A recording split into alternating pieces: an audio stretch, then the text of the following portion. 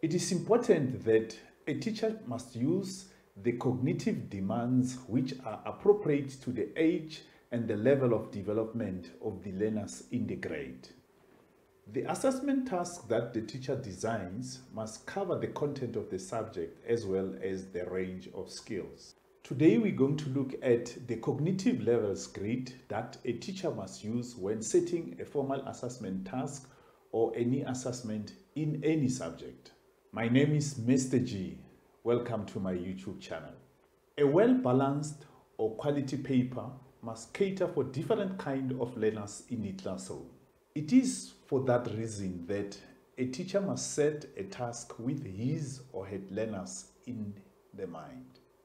A correctly set paper must not be too easy or difficult for the learner. All subject policy documents have a section that gives an indication of how the cognitive levels must be spread out in a formal task. The guidelines go deeper to an extent of mentioning the percentages that must be given to the cognitive levels linked to different questions in the assessment. Let's take a look at my suggested template of the cognitive level grid that the teacher can use when developing a formal assessment task. The subject used in this example is Natural Sciences and Technology, and the grade is grade 5. On the screen now we have an example of the cognitive levels grid that a teacher can develop before designing a formal assessment task. Okay, this is very important that we have the cognitive levels grid which is linked to the formal task so that the teacher can ensure that all different kinds of questions have been catered for to cater for different abilities of learners in the class. Because without the inclusion of the cognitive levels, we have finding ourselves having overlooked some of the learners in terms of their abilities, and then that might also affect the performance of learners in the class. Right, let's look at the template in front of us of the cognitive levels grid that needs to be developed alongside the formal task that the teacher has developed to assess the learners. Okay, you can see here the duration is 1 hour. It is for Natural Sciences and Technology grade 5. Okay, and the total marks of this particular task, we are having 40 marks. Okay, let's look at the grid, how it has been structured. All right, we have the first column here which has to do with questions. Okay, and then I must indicate that this formal task is subdivided into 3 sections. We've got section A as indicated there, then we've got section B there, then lastly we've got section C. All right, and then in terms of section A, it is made up of 4 questions. Okay, question 1, 3, 2, 3, and 4. Those are making section A. Okay, and then in terms of the topics that this formal task is derived from, in terms of what has been taken from the ATP, is that we have the topics that are indicated here: metals and non-metals, uses of metals, processing materials, processed materials as the last topic there. But in terms of section A, all the questions have been linked to the first topic, which is metals and non-metals. Okay, that's section A. So according to the cognitive levels grid, okay, so in terms of section A, all the questions in section A, they are catering for the first cognitive level, which is knowing science and technology. Okay, knowing science and technology, which means knowledge is being tested here. Okay, from the other screen that we've been to, we have seen that the cognitive level is named to, or is linked to different words that are used when setting the test. Okay, like for instance, name, list. Okay, those are level 1 kind of questions. And as we move further to the right, you will see that the level of difficulty in terms of the section A questions, question 1 to 4, it's easy. It is ticked easy. Okay, that is the level of difficulty. And the percentage of questions that are forming part of the first level of cognitive level, which is described to be easy, it's 50%. There is the 50%. So now that our test is out of 40, which means 50% of 40, which means half of 40 is going to be level 1 questions. Hence, you can see here the total for question number 1 to 4 is 20, which is the half of 40. Okay, so that is how the first cognitive level, this one has been catered for in terms of the level of difficulty. This is the low order questions. Okay, right, moving right along, we move to section B. This is section B here. Section B now caters for the next cognitive level. Okay, the next cognitive level. But maybe before I can go to the next cognitive level, let me look at the topics. Okay, in terms of section B, according to this cognitive level grid, the teacher has covered uses of metals in section B, question 5 and 6. As you can see, there is uses of metals. It is linked to question 5.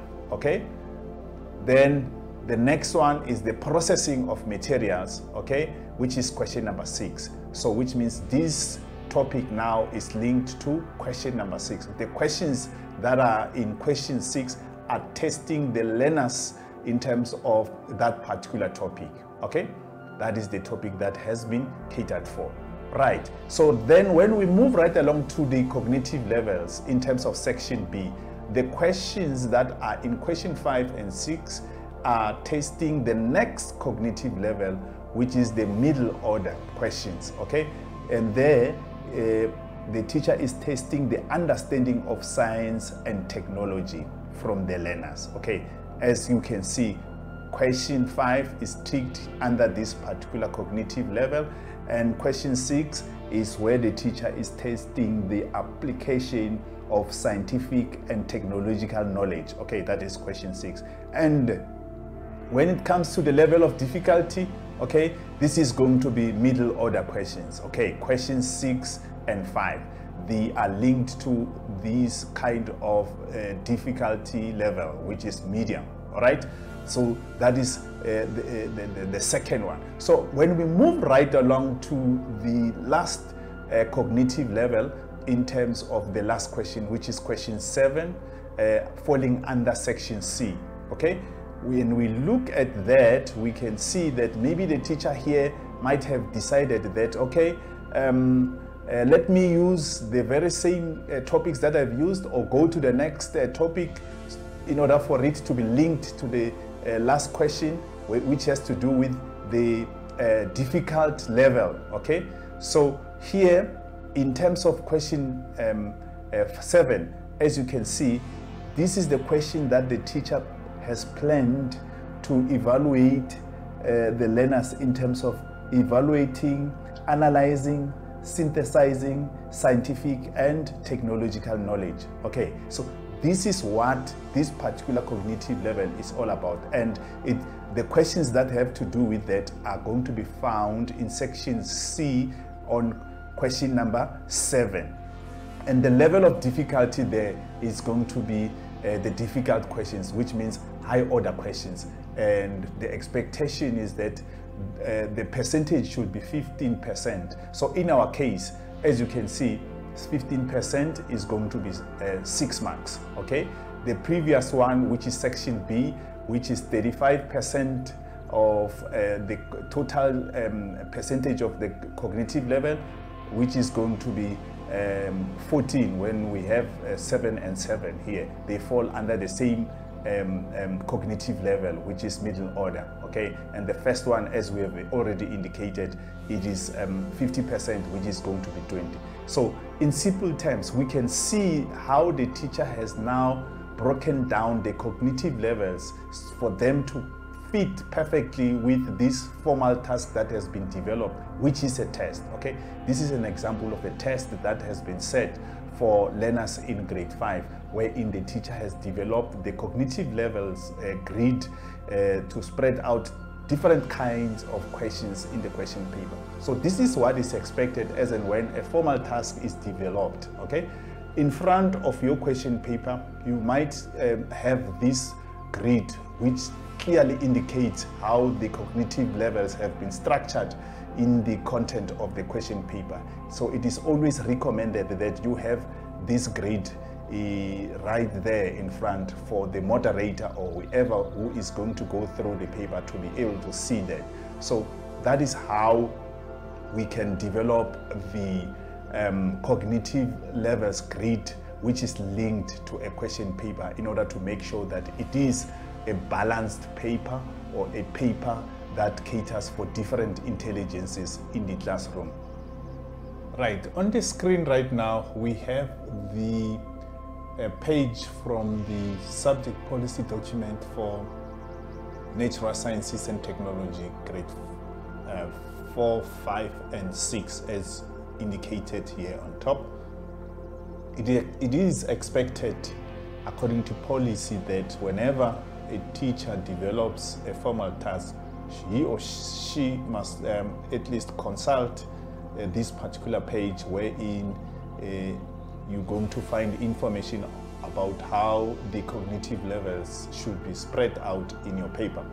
For an example, as you can see, it is indicated here that the first cognitive level is the one that speaks to knowing science and technology. Okay, the knowing of science and technology, that particular knowledge. Okay, and that is going to be low order questions that are going to form 50% of the total number of percentage in terms of the entire question paper or the formal task. Okay, and here that is wherein we're going to have questions that are going to expect learners to state, to name, to label, as well as listing. Okay, so this is 50% low order questions. Okay, right, moving right along to the right, the next one, which is the middle order questions, the expectation is that they should at least form part of 35% of the total percentage of the formal task. Okay, and this is the one that has to do with testing the understanding science and technology, as well as applying scientific and technological knowledge. Okay, this is what this cognitive level is all about. So the types of questions that will be asked there, those are the middle order questions, and they will be made up of these words: explain, describe, compare, plan, predict, compare, design, and the others.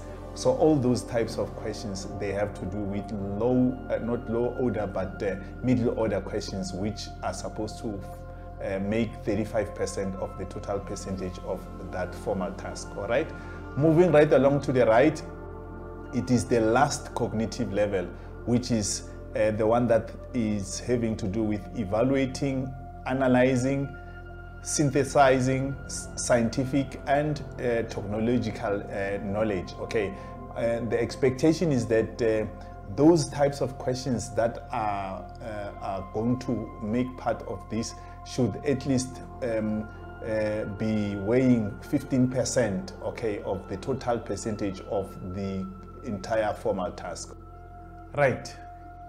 On the screen right now, we have the ATP for grade 5, Natural Sciences and Technology.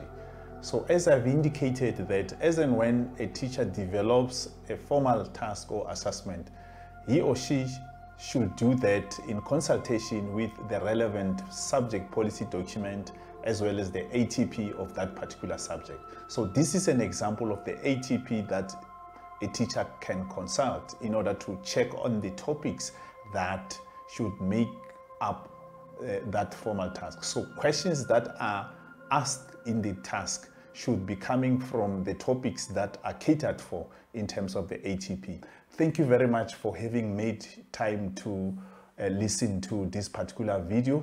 Remember, like the video, click on the subscribe button so that whenever I release new videos in future, you can be notified. Thank you for your time.